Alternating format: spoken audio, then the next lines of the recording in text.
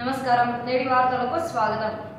ఈ ఉదయం మున్సిపల్ కార్యాలయం ఆవరణంలో ముగ్గుల పోటీ జరిగింది। ఈ కార్యక్రమంలో కర్నూలు ఎంపీ గుట్టా రేణుకా గారు పాల్గొన్నారు।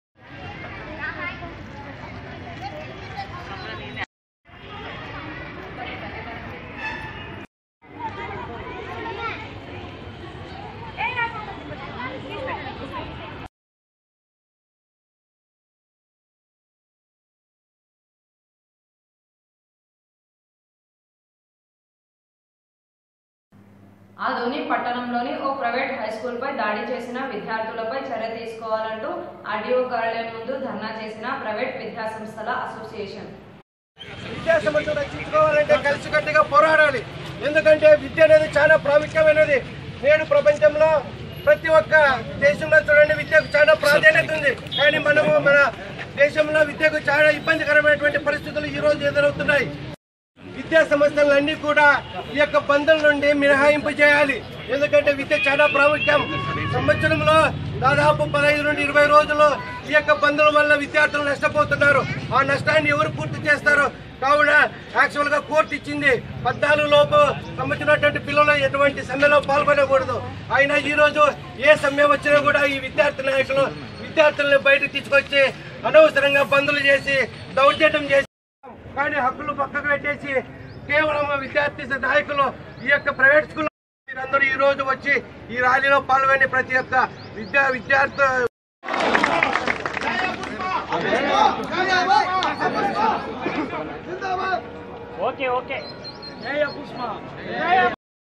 మరియు ఉపాధ్యాయులంతా కూడా ఏకదాటిపైన వచ్చి ఖండించాల్సినటువంటి ఆవశ్యకత ఎంతైనా ఉంది।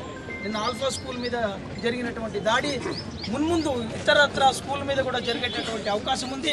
కాబట్టి అపుస్మాలో ఉండేటటువంటి ప్రతి కరస్పాండెంట్ కూడా సంఘటన ఒక్కటై ఉండి ముందు ఇటువంటి దాడులు జరగకుండా అరికట్టవలసిన బాధ్యత మన మీద ఉంది। పశ్చిమ బెంగాల్లో బీజేపీకి చెందిన మహిళపై అత్యాచారానికి పాల్పడిన వారిపై చర్య తీసుకోవాలంటూ మమతా బెనర్జీ దిష్టిబొమ్మను దగ్ధం చేసిన ఆదోని బీజేపీ మహిళా మోర్చా సభ్యులు।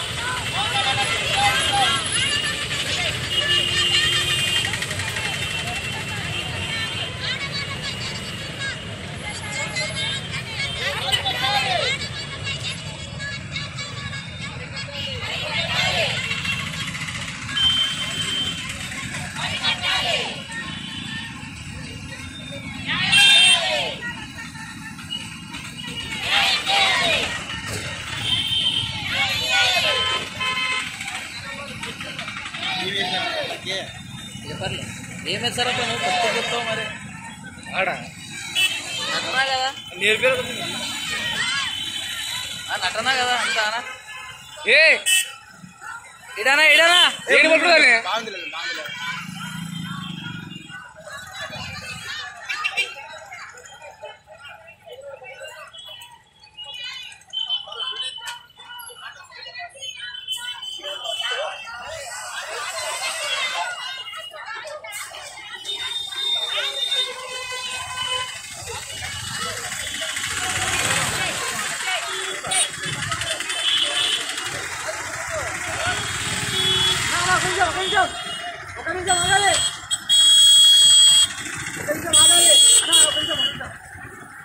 వామపక్ష పార్టీల 2 రోజుల బంద్ పిలుపును వ్యతిరేకిస్తూ పాఠశాలను నడిపిన ఓ ప్రైవేట్ హైస్కూల్ విద్యాసంస్థ గుర్తింపును రద్దు చేయాలంటూ ధర్నా చేసిన విద్యార్థి సంఘాలు.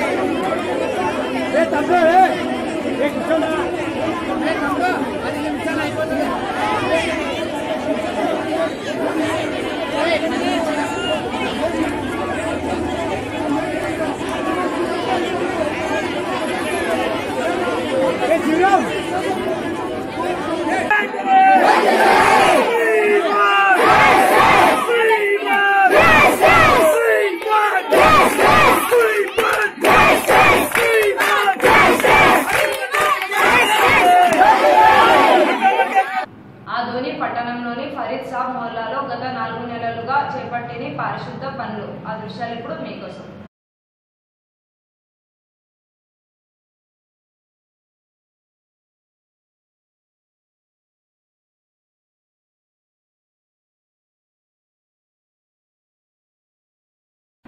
నేటి వార్తలు ఇంతటితో సమాప్తం. నమస్కారం.